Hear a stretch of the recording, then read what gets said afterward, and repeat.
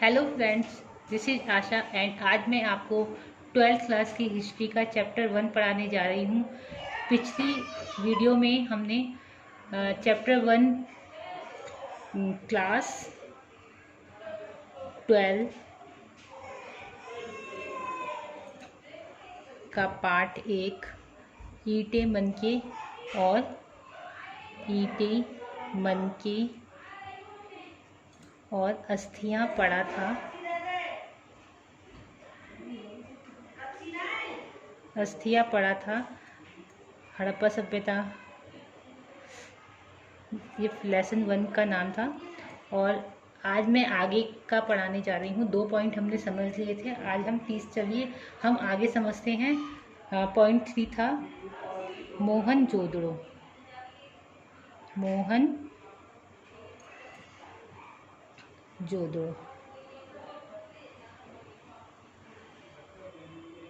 मोहनजोदड़ो मोहनजोदड़ो इसे समझने से पहले हम एक चीज़ समझ लेते हैं कि जो हड़प्पा सभ्यता थी, जो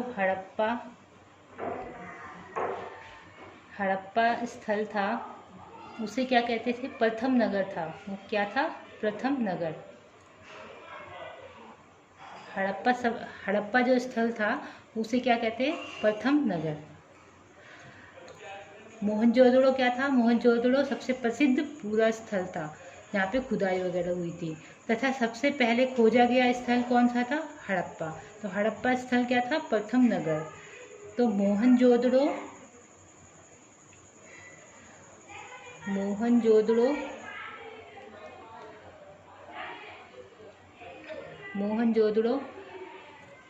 को 2 भागों में डिवाइड किया गया है। मोहनजोदड़ो जो था, मोहनजोदड़ो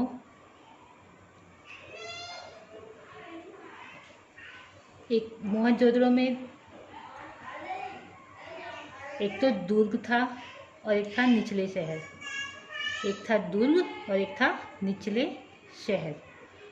2 भागों में डिवाइड किया गया था। जो दुर्ग थे, दुर्ग किसे कहते थे? ये इम्पोर्टेंट है, पेपर में पूछा जाता है। दुर्ग क्या होता था? ऊंचाई पर दीवारों से घिरा सार्वजनिक भवन होता था। दुर्ग क्या होता था? ऊंचाई पर, मैं आपको लिख के बता देती हूँ, ऊंचाई पर दीवारों से घेरा सार्वजनिक भवन। दुर्ग किसे कहते थे? जहाँ पे मेहमान वगैरह ठहरते हैं ना, जैसे आजकल क्या होता है, मेहमान रुकते हैं तो हम डाइनिंग रूम में मेहमानों को बैठाते हैं। वैसे उस टाइम पे क्या होता था, ऊंचाई पर, ऊंची जगह पर बने होते थे, दीवारों से घिरे हुए होते थे, सार्वजनिक भवन होते थे। और ये क्या होता है, सुरक्षा की दृष्टि से भी जो हड़प्पा सभ्यता, जो मोहनजोदड़ो जो नगर का नाम है, वो उस समय के जो लोग थे ना, वो सुरक्षा की दृष्टि से भी अपने घरों को वैसा ही बनाते थे कि वहाँ पे कोई चोर वगैरह ना आ सके। जैसे हम आजकल सब गेट वेट लगाते हैं, खिड़कियाँ वगैरह सब जगह लगाते हैं, ताकि सुरक्षा की दृष्टि से हमारा घर सेफ रहे। वैसे ही उस टाइम के लोग भी ऐसे ही घर बनाते थे। ऊंची ऊंची दीवारें बंद होती थी चारों तरफ से, ऐसे होते थे। और दुर्ग क्या होते थे? जहाँ ऊंचाई पर बने होते थे, सार्वजनिक भवन होते थे, जहाँ पे सभाएं वगैरह होती थी। जैसे सभाएं होती हैं, अनुष्ठान करते हैं, तो उसे बोलते हैं सार्वजनिक भवन, जहाँ पे ये सब किया जाता है। निचले शहर में क्या होता था? निचले शहर कौन से होते थे? जो नीचे स्थानों पर बने होते थे। निचले स्थानों और आवासीय भवन, जहाँ पर रहते थे, लोग रहते थे। आवासीय भवन।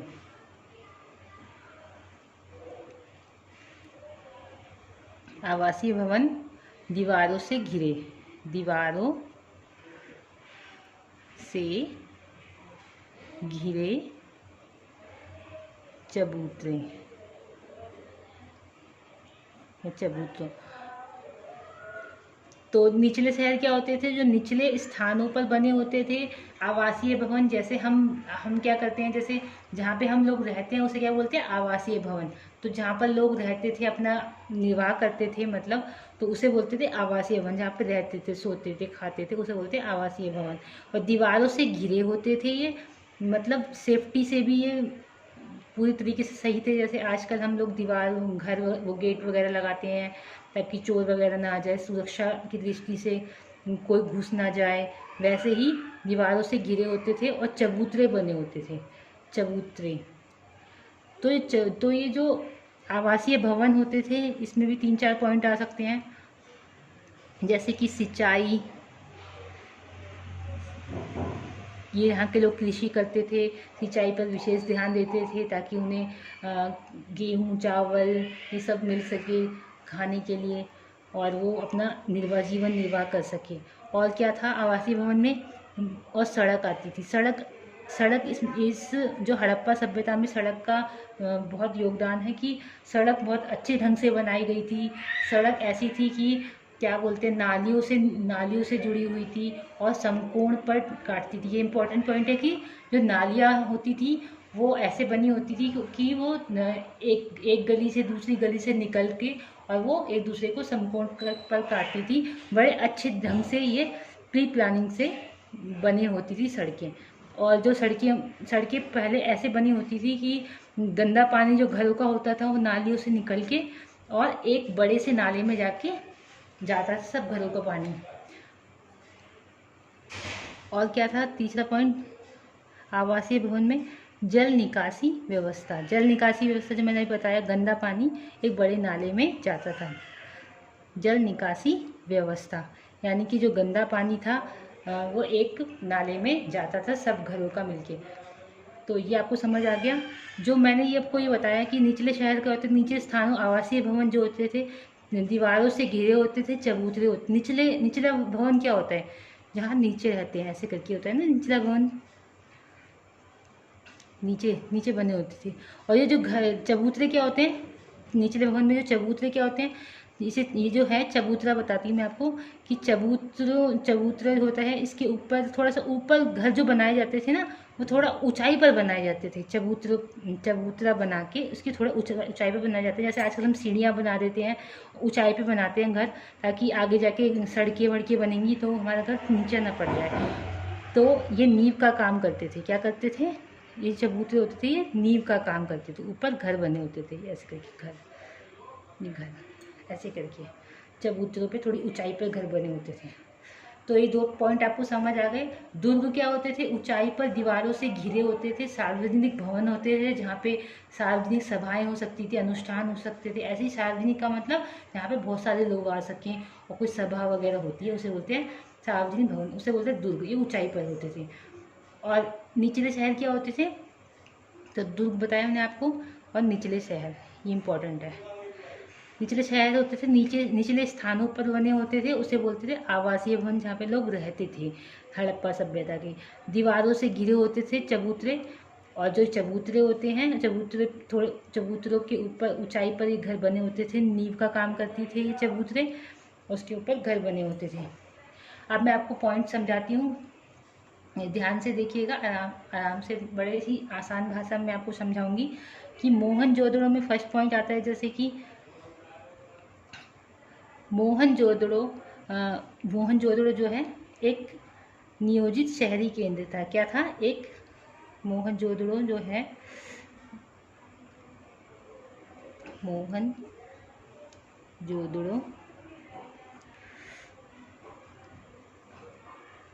एक नियोजित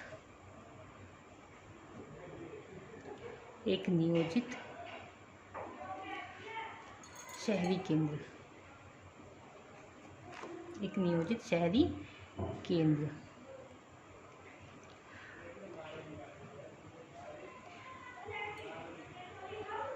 तो इसमें मैं आपको पॉइंट बताऊंगी। नंबर 1 है, जैसे कि ये 1 है, नंबर 1 है मोहनजोदड़ो सबसे प्रसिद्ध पूरा स्थल था तथा सबसे पहले जो खोजा गया स्थल कौन सा था, हड़प्पा सभ्यता। तो मोहनजोदड़ो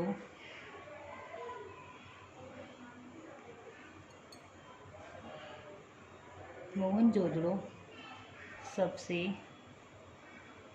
ये पेन भी रुक रुक के चल रहा है, पता नहीं से क्या हो गया। मोहनजोदड़ो सबसे प्रसिद्ध, एक मिनट रुकना, मैं पेन लेके आती हूँ।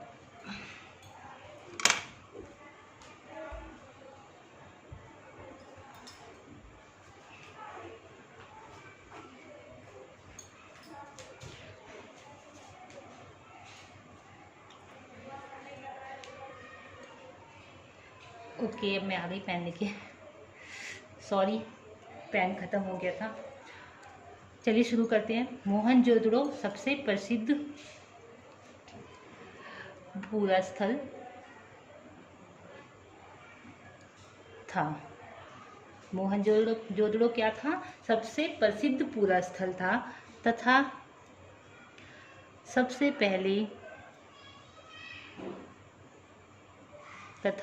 पहले खोजा गया स्थल था।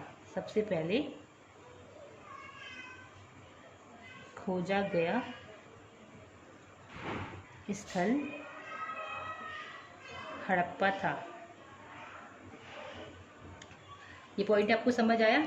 दोबारा बता देती हूँ। मोहनजोदड़ो सबसे प्रसिद्ध पूरा स्थल था, जहाँ पे बहुत पुरानी पुरानी चीज़ें मिली है, खुदाई हुई थी, इसका मतलब ये है। तथा सबसे पहले खोजा गया स्थल हड़प्पा था, इसका मतलब ये है कि सबसे पहले खुदाई कहाँ पे हुई थी? हड़प्पा में हुई थी। और सबसे पुराना स्थल कौन सा है? पूरा वो मोहनजोदड़ो सबसे पुराना स्थल, और जहाँ पे खुदाई हुई थी सबसे पहले उसे कहते हैं हड़प्पा सभ्यता। हड़प्पा जगह का नाम है। सेकंड पॉइंट है, मोहनजोदड़ो में सबसे महत्वपूर्ण क्या था? शहरी केंद्रों का विकास, कि कैसे कैसे वहाँ पे डेवलपमेंट कैसे हुआ, सिटी का डेवलपमेंट कैसे हुआ, शहर की तरक्की कैसे हुई। मोहनजोदड़ो, कल वीडियो में बहुत आवाज़ें आ रही थी, इसलिए मैंने आज पंखा वगैरह सब बंद करके शांति से बना रही हूँ। आपको अच्छा लगे तो मुझे कमेंट बॉक्स में बताना कि कोई आवाज़ें तो नहीं आ रही पीछे बैकग्राउंड से। मोहनजोदड़ो में सबसे महत्वपूर्ण था शहरी केंद्रों का विकास। साथ साथ आप कॉपी में नोट डाउन करते जाना ये सारे इंपॉर्टेंट पॉइंट्स। मोहनजोदड़ो में सबसे महत्वपूर्ण था शहरी केंद्रों का विकास, कि शहर कैसे कैसे डेवलप हुए थे इस टाइम पे।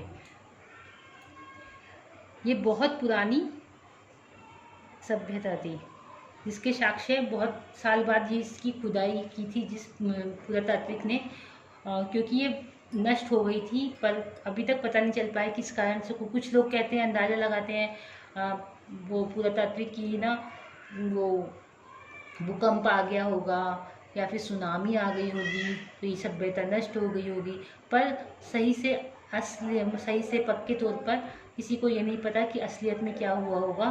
तो सिर्फ जो भी वो इतिहासकार होते हैं वो अपना अंदाज़ा लगाते हैं। नंबर थर्ड पॉइंट है, मोहनजोदड़ो में बस्ती 2 भागों में विभाजित थी। ये मैंने आपको बताया था ना, दुर्ग और निचला शहर, उसे ही बोलते हैं। बस्ती क्या थी? 2 भागों में विभाजित है। एक छोटी बस्ती थी, लेकिन ऊंचाई पर बनाया गया था जो छोटी बस्ती थी, और दूसरा कहीं अधिक बड़ा लेकिन नीचे बनाया गया था। ठीक है, मैं आपको लिख के बता देती हूँ। बस्ती 2 भागों में विभाजित है। एक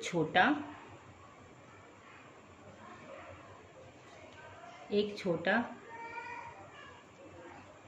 लेकिन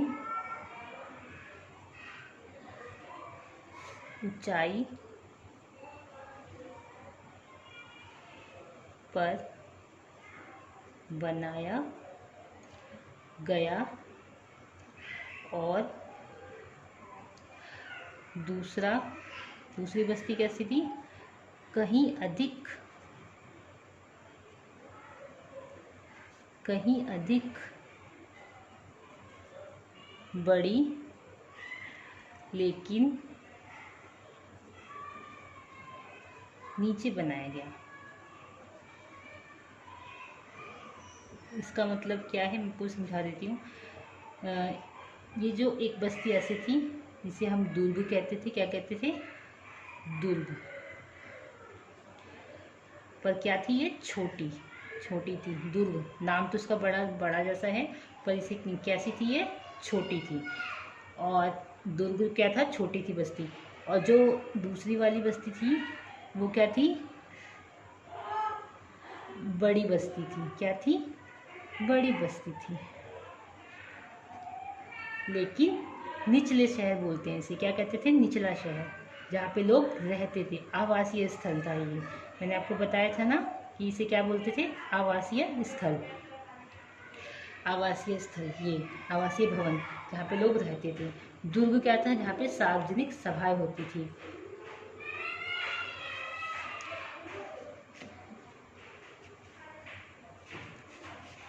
तो दुर्ग क्या था? जहाँ पे सार्वजनिक सभाएं होती थी।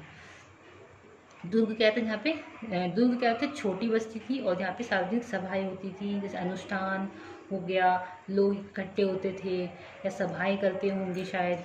और जो बड़ी बस्ती थी वो क्या था? निचला शहर था, जहाँ पे लोग रहते थे। आवासीय स्थल थे जहाँ पे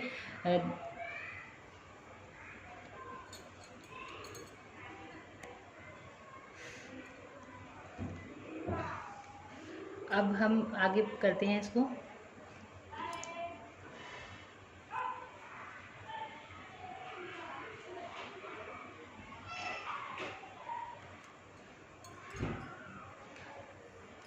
फोर पॉइंट है।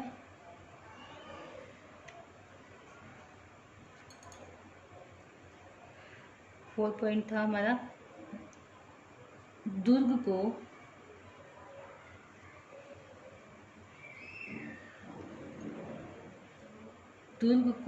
और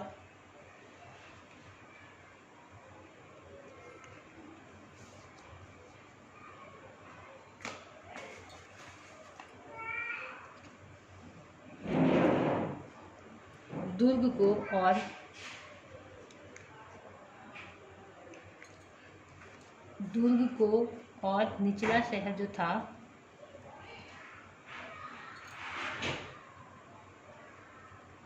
दुर्ग को और निचला शहर को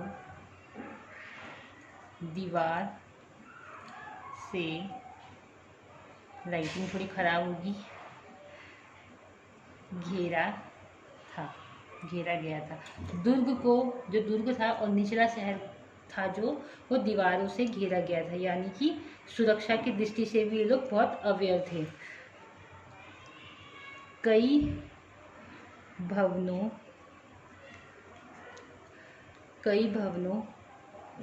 को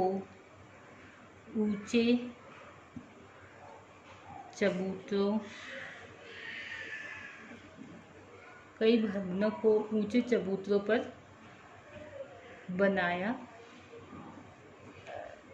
गया था, जो नींव का काम करते थे। जैसे कि मैंने आपको बताया कि दुर्ग जो होते थे वो ऊंचाई पर होते थे, दीवारों से घिरे होते थे, सार्वजनिक स्थल। तो उसमें बताया कि दुर्ग को और निचला शहर था, दुर्ग और निचला शहर था, वो दीवारों से घेरा गया था, ताकि सुरक्षा की दृष्टि से ये लोग सुरक्षात्मक दृष्टि से रह सके। मतलब इन्हें कोई डर ना हो कि कोई आ जाएगा, चोर वगैरह का कोई डर ना हो। और इस टाइम के लोग, मतलब इस इतनी पुरानी सभ्यता में भी लोग अपने आप को सेफ्टी से रखते थे, सेफ्टी जैसे मकान बनाते थे ताकि वो सेफ महसूस कर सकें। कई भवनों को ऊंचे चबूतरों पर बनाया गया था, जो नींव का काम करते। मैंने आपको बताया ना कि ऊंचे चबूतरों पर घर को बनाते थे, तब वो जो नींव का काम करते थे। तो यही बताया गया इसमें। चलिए, लोगों को भवन निर्माण का कौशल था। क्या था? लोगों को भवन निर्माण का कौशल था। इसका मतलब यह है कि कि लोगों को जो घर वगैरह होते थे, आर्किटेक्ट का काम बहुत अच्छे से आता था। इस टाइम के स्नानागार बहुत ही ज़्यादा अच्छे थे, बहुत ही अच्छे ढंग से बनाए गए थे और घर को भी बड़े अच्छे ढंग से बनाया गया था। बीच में आंगन था, चारों तरफ कमरे थे, एक किचन थी। लोगों को और एक एक दुर्ग होता था जहाँ पे सार्वजनिक सभाएं होती थी। लोगों को भवन निर्माण का कौशल था। इसमें बहुत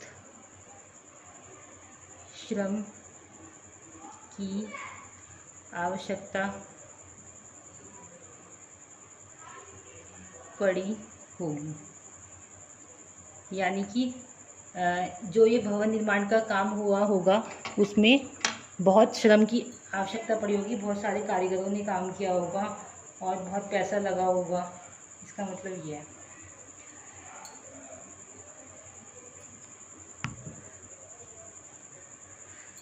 अब आपको लाइट आ रही होगी शायद सही से। चलिए अब आगे करते हैं, 5th पॉइंट पढ़ते हैं हम।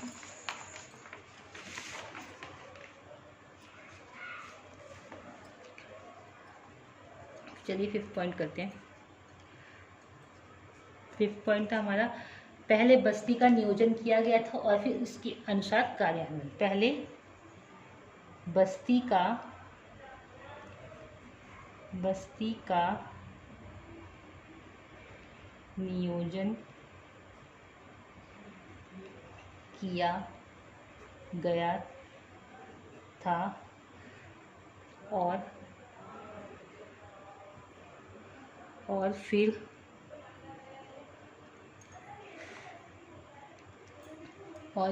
फिर उसके अनुसार कार्यान्वयन। इसका मतलब यह है कि उस टाइम के लोग क्या करते थे, प्लानिंग से घर को बनाते थे, प्री प्लानिंग करते थे, यानी कि सुनियोजित ढंग से घरों को बनाते थे। यानी कि पहले बस्ती का नियोजन किया जाता था, मतलब प्लानिंग की जाती थी। क्या की जाती थी? प्लानिंग, और फिर बनाया जाता था। प्लानिंग से घर बनाया जाता था। यानी कि पहले बस्ती प्लानिंग से क्या बनाते थे? घर। पहले बस्ती का नियोजन किया जाता था, कैसे कैसे प्लानिंग करनी है, कैसे कहाँ पे क्या बनेगा, और मतलब मैप बनाते थे घर का, और फिर उसके अनुसार काम करते थे कि कैसे कहाँ पे कितने मजदूर लगेंगे, उसमें कितने श्रम की आवश्यकता होगी, कितना खर्चा आएगा, ये सब किया जाता था। तभी अच्छे ढंग से घर बनाए जाते थे। एंड 6 पॉइंट है हमारा ईंटों के बारे में।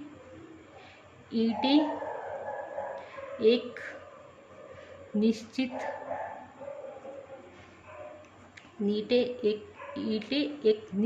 अनुपात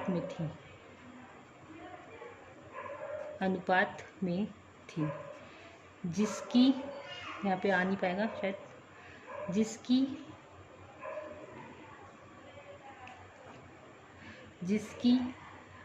लंबाई और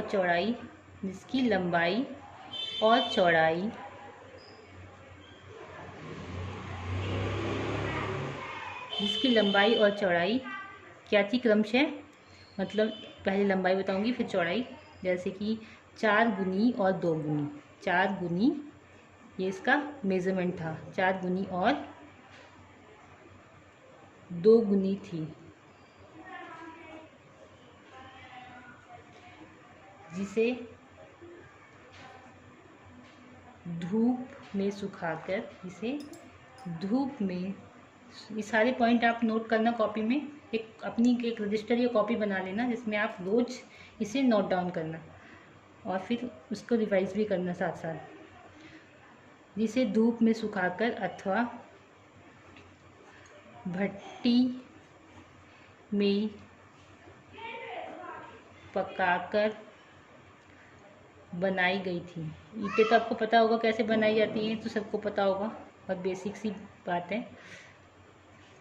ईंटें एक निश्चित अनुपात में थी। अब ईंटें भी थी ना उस टाइम पे, तो उसको भी बड़े अच्छे अनुपात से बनाया जाता, मतलब एक साइज़ की होती थी ईंटें। ये नहीं है कोई छोटी कोई बड़ी, जैसे आजकल कैसे भी कर देते हैं, ऐसा नहीं था वहाँ पे।